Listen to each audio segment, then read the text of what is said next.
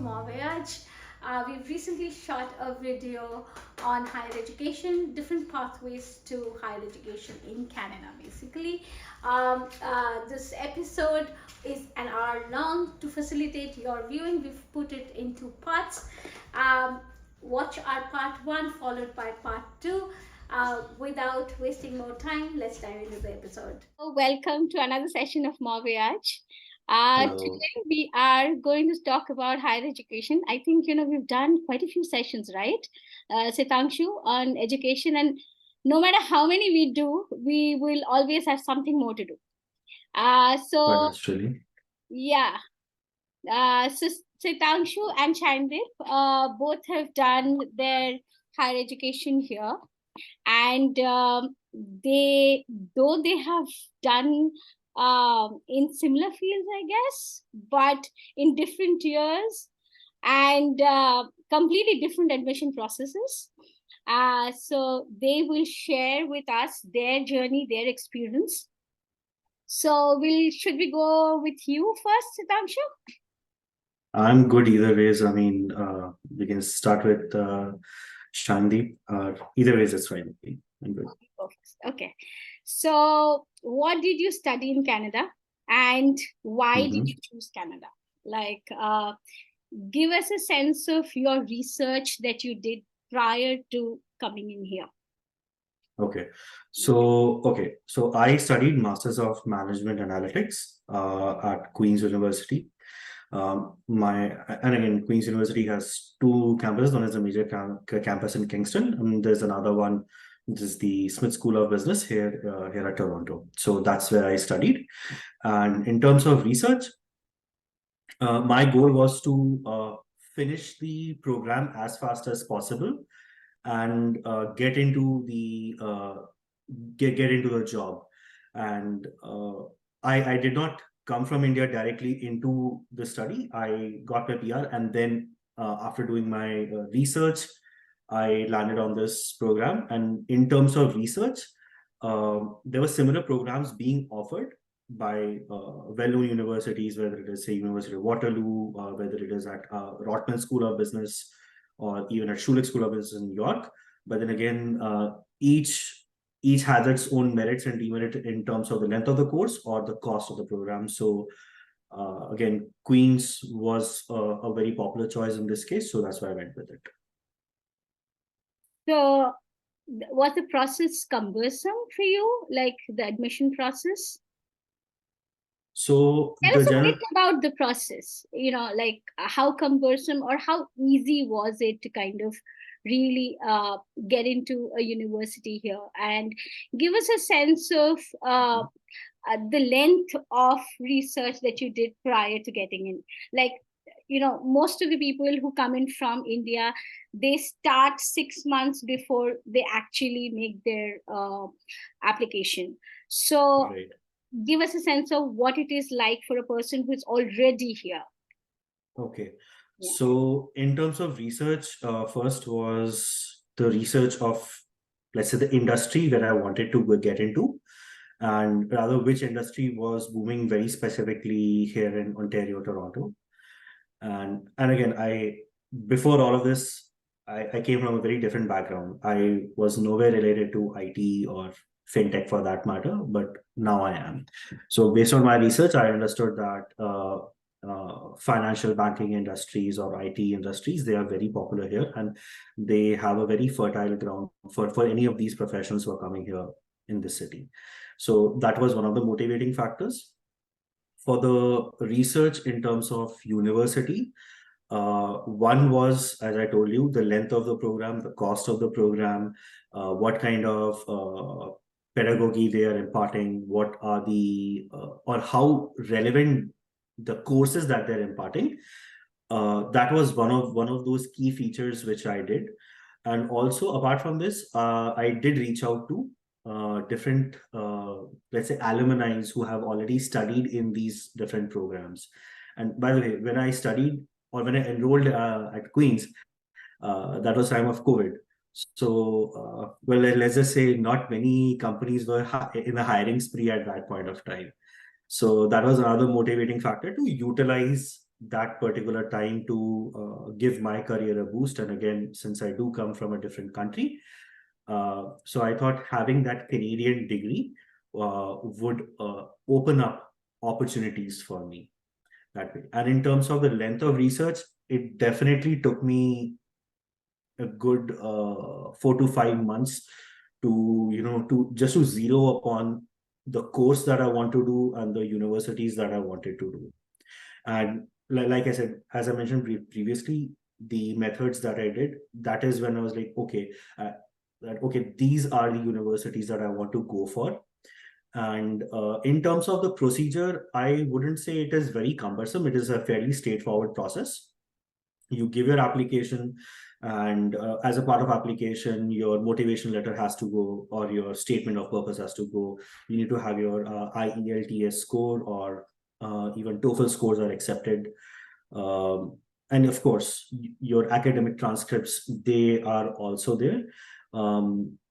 Say, for example, if your transcripts, or if your experience for that matter, reflects that there is a gap between the program that you want to pursue and your own experience, then the universities, they will encourage you to, let's say, have a kind of a bridging course. But then again, it is again at your own expense. The universities are not going to force you that, hey, you know what, you need to pay for this. They will just recommend a few courses, which you can do it from, let's say, other open sources or other education providers. Let me put it that way. So yeah, so that being said, and again, once you put down your application, they assess your application. There's an assessing committee. There will be an interview, and once you're done through that, if you're accepted, then you probably need to submit some sort of, let's say, a cost, maybe say $1,000 to secure a seat, and then again, your other monetary aspects, they come into the picture. I'm sure Shinedeep has a completely contrasting admission process to kind of talk about. We'll bring in his experience now. Shinedeep, could you tell us the year, the university, and the course that you went for, and also what was the process like for you? Okay, so firstly, I'm going to start with thanking you for bringing me into this discussion, and congratulate you guys for having these discussions, which is probably going to help people. I don't know how much it's going to help from my experiences, because it was more than a decade ago. But again, there are aspects of not the admission procedure. I don't think it has changed much, has it? No, but then there are different things. Okay, so let me start getting into it, and I'll break it down for you a little bit. So I'll start by saying what was my motivation for higher studies, because again, I came into this country as a student, right? And my motivation of studying was not getting a job. My motivation of studies was to go to a different country while I was working in India, right? So the idea was, I was working for a company called Wipro in India. It was 3 years into it. I saw people going on site and all of those things, right? And then I thought that why go with the herd, step out a little bit and let's move, kind of thing, right? So that's where my motivation came in. Then the second question comes in, what about money? What about finances? Because I don't have any, right? To be able to afford higher education, master's level education in a different country, whether it's UK, whether it's Australia, US, you need money. So I started researching, where can I get money, or which country offers courses that would probably give me a fully funded position. I did not really explore Australia. I looked at UK, there was not much of an option. I looked at US, people said that, you can get funding in while you're doing MS in US, but the problem is that they do not guarantee you funding right at the beginning. They let you in, you go in, you pay from your pocket, probably for the first term, and then you catch hold of a professor who probably likes your work, and then you discuss, get into his laboratory, and then start getting paid, right? So then comes Canada. Canada had at least like 10% chance of getting a fully funded position in the master's level for engineering under the course of Masters of Applied Science, because Masters of Applied Science is a course which I see it as a 2-year PhD. It's all research, and when there is research, then you have a chance of getting funded. But how do you get funded? Because funding is very, very limited. So my admission process started a year and a half before I actually went into the school, because usually the deadlines are in December, or sometimes for the fall session, because fall is the only term where they would accept Masters of Applied Science students, because the fundings get renewed that time. Where was I? So December is the deadline, and there are certain universities who do extend it till February. But again, taking TOEFL, I took TOEFL because I thought that I would also send this course to some of the US universities, which I did not at the end, because I have made up my mind that I would go to Canada, because this is the only place that would offer me a guaranteed full funding position. But before I did all of these things, a year and a half before, I started researching universities, looking at universities. I did not really have an idea of, what Ontario universities are, what Saskatchewan universities are. I went through a list of universities. I looked at universities in British Columbia, UBC, Simon Fraser, University of Saskatchewan, New Brunswick, all of those universities, right? And what I did was I started picking professors who were working in the field where I have, say, a very slight idea of what I can talk about, at least, if I get an opportunity to talk to them, right? And so here's what would happen. 6 o'clock in the morning, I would go to Wipro. I would sit and read their papers. And then once everybody leaves at 9:30, 10, I would start cold calling the professors, right? And I would send emails to the professor saying, I read your paper, this and this paper, I'm interested, I did this, I did that, I would love to work with you.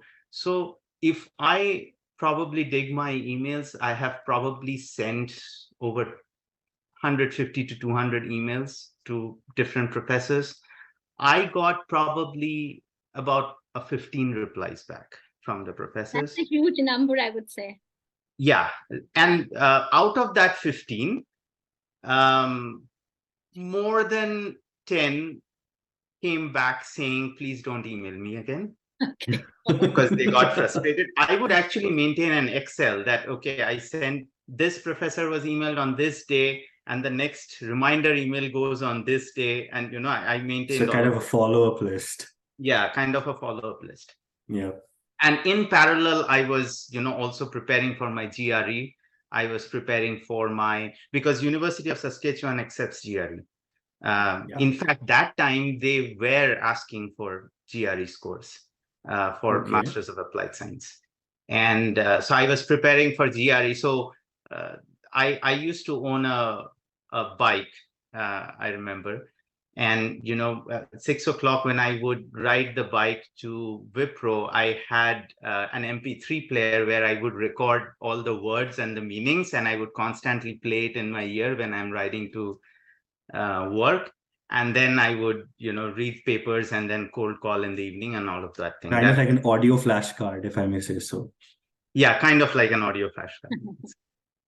So anyway, that was the process. And then a couple of universities, University of Simon Fraser University and Carleton University and University of Windsor were the only 3 universities, kind of professors basically, who responded saying that, okay, we are willing to work with you. And Simon Fraser University in British Columbia came back and said that we can fund you partially. We cannot fully fund you, so we can fund you 60%, because it's not just tuition. Remember, I also need living expenses. Yeah. Yes.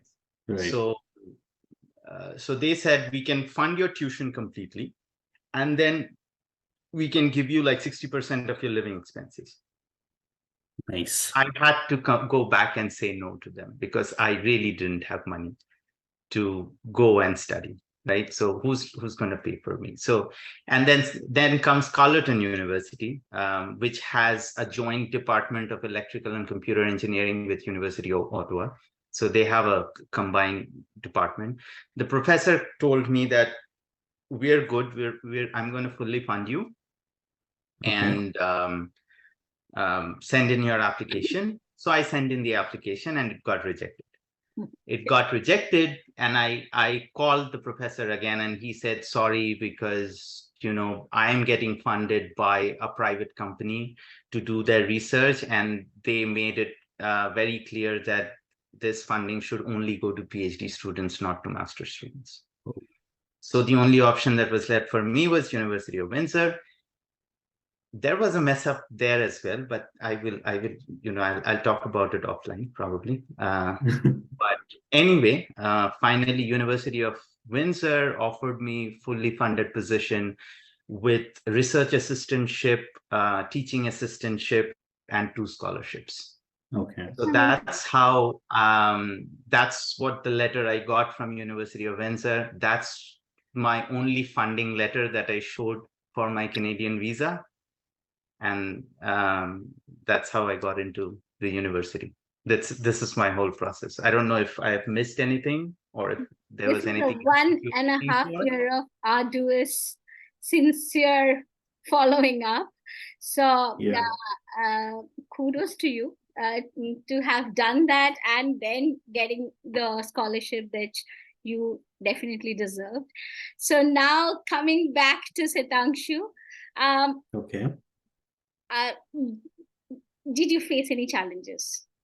And if you could talk about the challenges that you faced.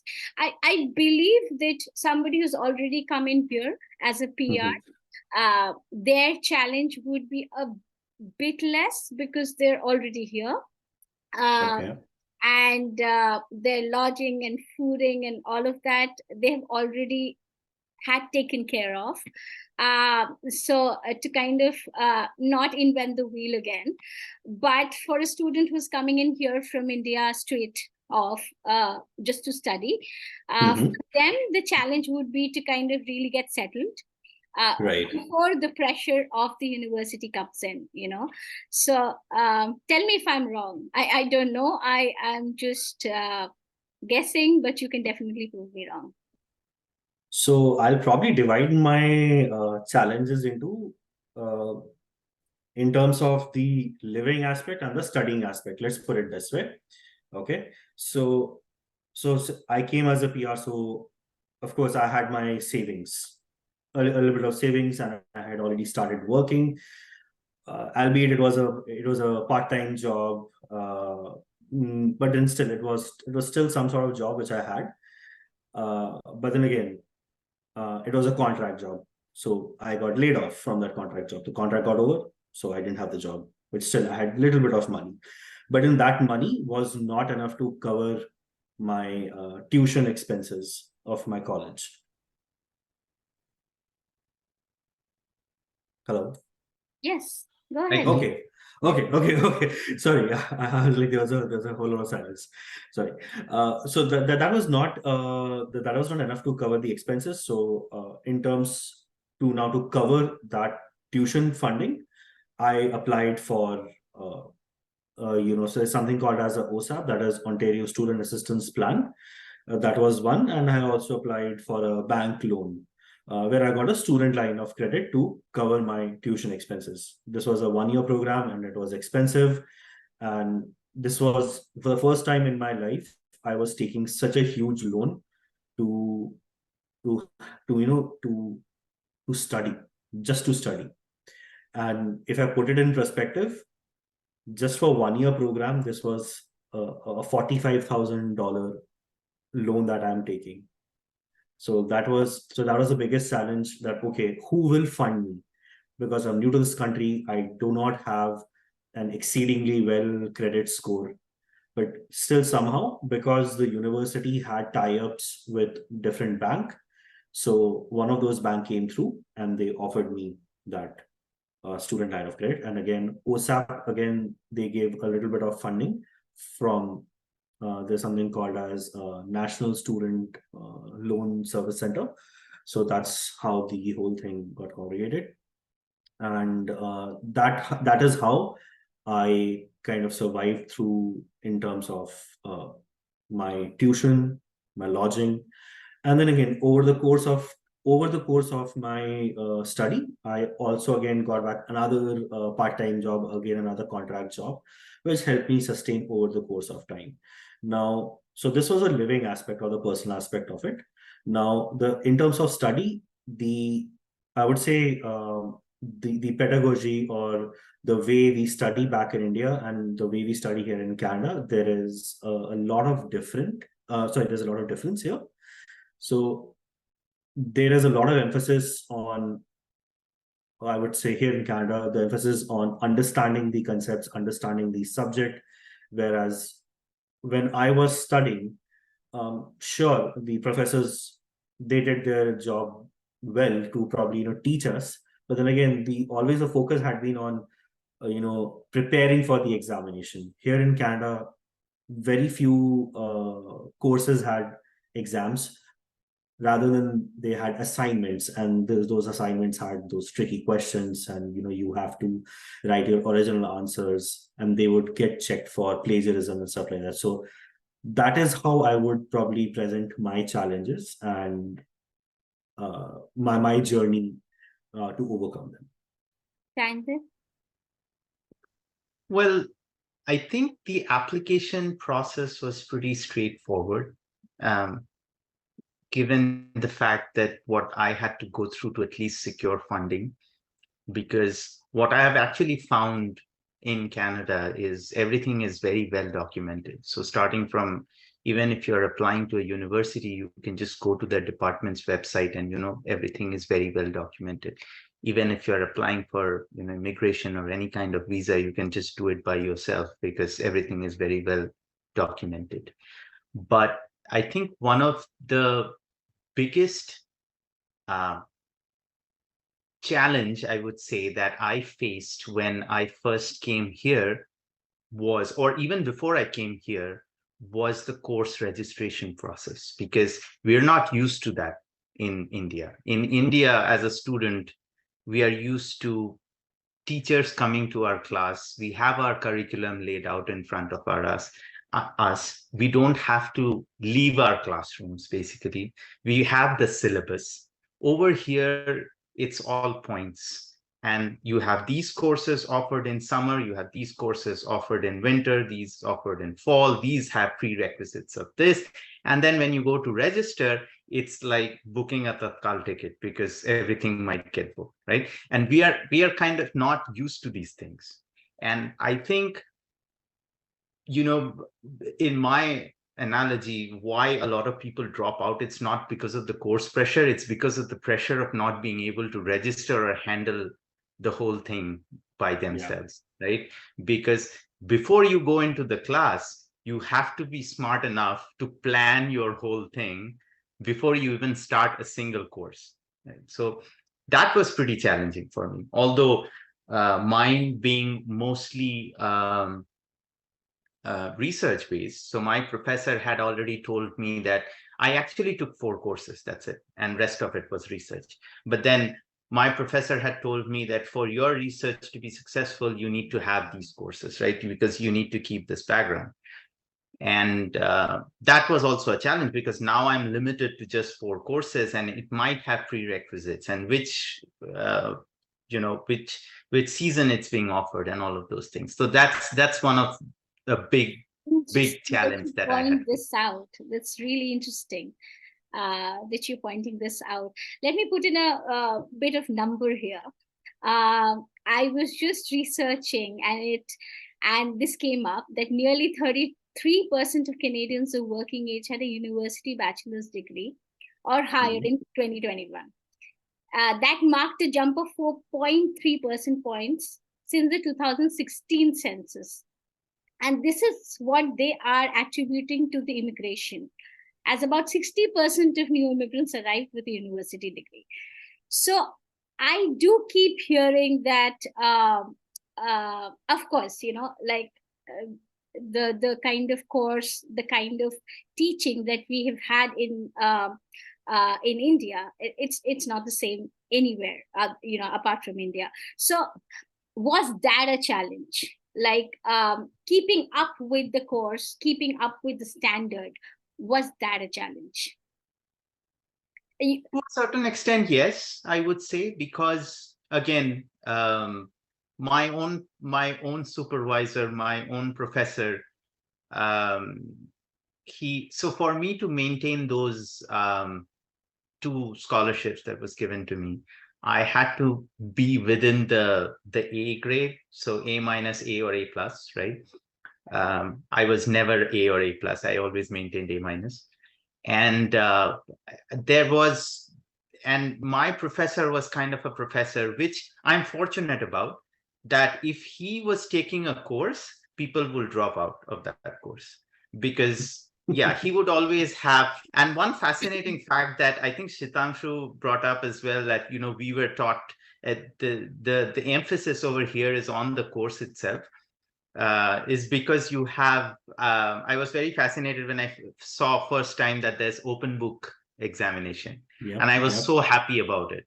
And I think 1 year into the university, I realized that if you have an open book, it's the biggest challenge. Yeah, exactly. Yeah. So my professor would always have open book exams. And then in one of his exam, I knew that, I would probably go into B. I went to him and told him that, if I go into B, I'm going to lose my scholarship. And he said, if you think it that way, you are definitely going to lose it. And he gave me a B. And I lost one of the scholarships. But and then I had to, cope it up the next term, and I got it back. That's a different thing. But then there is, to answer your question, I don't really have words, but then there is a difference in level. And especially I have seen this in the undergraduate level as well, because the biggest funding that the universities get is from international students, right? They go and organize forums in India to get international students, whether it's masters, whether it's bachelors. But these are not funded programs, obviously. They do it for masters of engineering or bachelors and undergrads and all of those things. So when I was a TA, I used to take lectures for certain courses, and I did realize that there was like 2 different sections of students in the course, which is like the local students over here versus the international students in the undergraduate degree, right? The local, and the distinction was the undergraduate students were here because they were sent to do an undergraduate program, whereas the local student, and I'm not going by any race or anything, right? The local students here were in the course because they were genuinely interested. So me, a person who was taking the lecture, if there was a local student who picked up their hands asking me a question, I was concerned that he probably has read about it, he knows everything, and he has a doubt from it. Right? It's not that, I'm telling something and he has a question right away. So there's actually a difference there among the students. And therefore, the percentage of people who actually come in here, that's also less, because not everybody is interested, Yeah, not everybody is interested. And again, you have to understand that there's also money involved. Absolutely. Not everybody would be able coming to that. We're coming to that. I have these are we're going to dive into something a little just more to add to Shayandeep's point. In the university, when I studied my master's here and in comparison to India, there is a concept of something called as pre-read.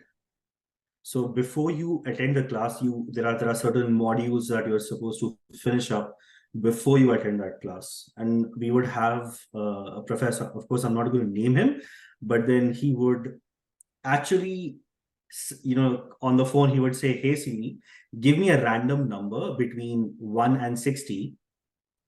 And whatever that number came, he would actually pick that student and, okay, you know what, help me solve this problem. And that's it. If you're not done, then you are, and based on that, you'll get grades or some points out of it."